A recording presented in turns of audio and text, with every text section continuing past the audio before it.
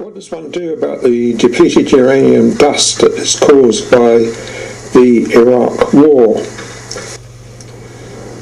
Professor Gunther and Ted Wayman found radioactive levels 30,000 times background levels in old tanks, in tank hulks, which are played in by children with dire consequences. What does one do about these?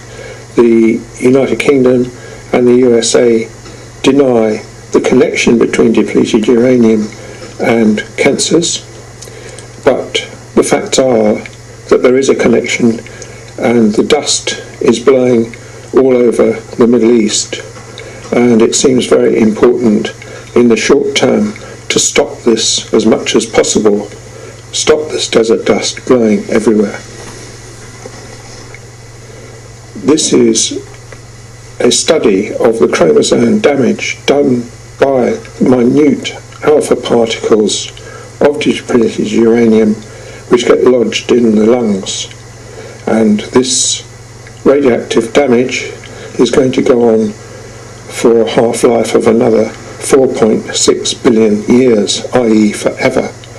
And so it must be addressed urgently, A, to stop munitions being used, and B, to try and alleviate the problems caused by these irresponsible wars. My daughter works in the oil industry trying to prevent oil spills.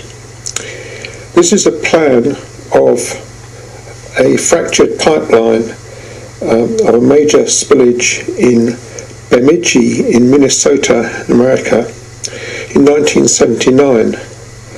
A scientific team went back to this site to see what effects the oil spillage had over a 25-year period. This is a photograph of the spray area taken 25 years after the oil pipeline burst. It shows how very little vegetation there is in the area.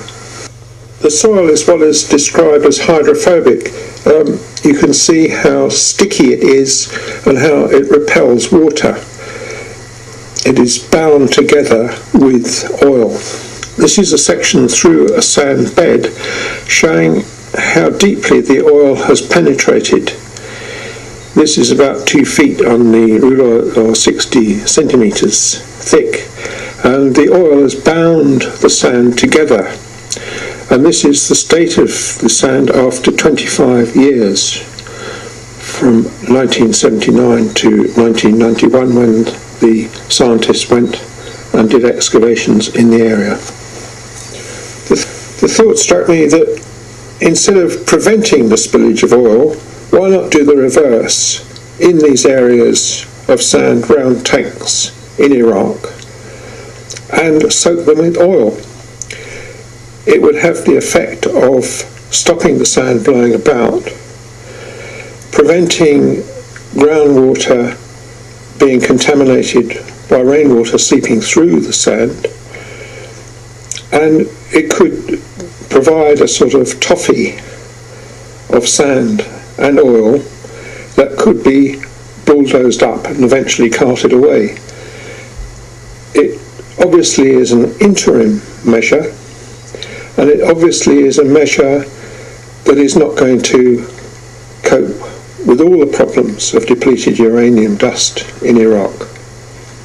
But even if one was to alleviate half the problems or a quarter of the problems, according to United Nations reports, it would actually reduce the projected 7 million or so cancers and leukemias in Iraq over the next 10-year period.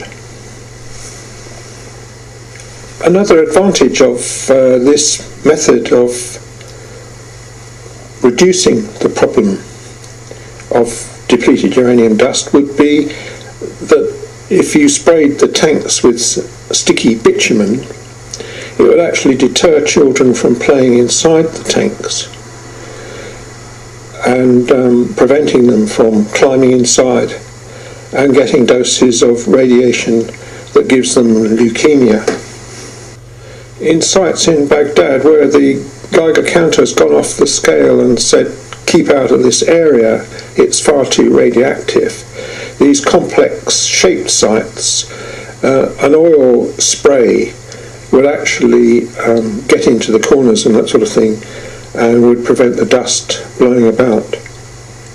Obviously this is a very interim measure, but the urgency of it is great, considering that dust is now blowing from South Iraq into Kurdistan, where there have been no depleted uranium weapons used, and producing the same defects in cattle and humans as in the south.